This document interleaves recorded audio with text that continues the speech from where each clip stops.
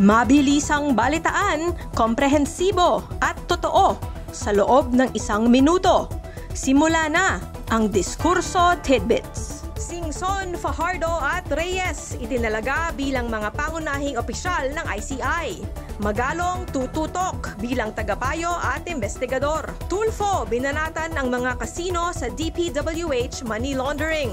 Fakey breaking news. Lacson pumalag sa balitang bagong balasahan sa Senado. Ex-PNP Chief Nicolas Torre III nilinaw na walang balak tumakbo sa 2028 elections. British boxing idol Ricky Hatton natagpo ang patay sa edad na 46. At Alex Gonzaga balik natural look matapos ipatanggal ang rhinoplasty implant. Balitang mabilis, komprehensibo at totoo.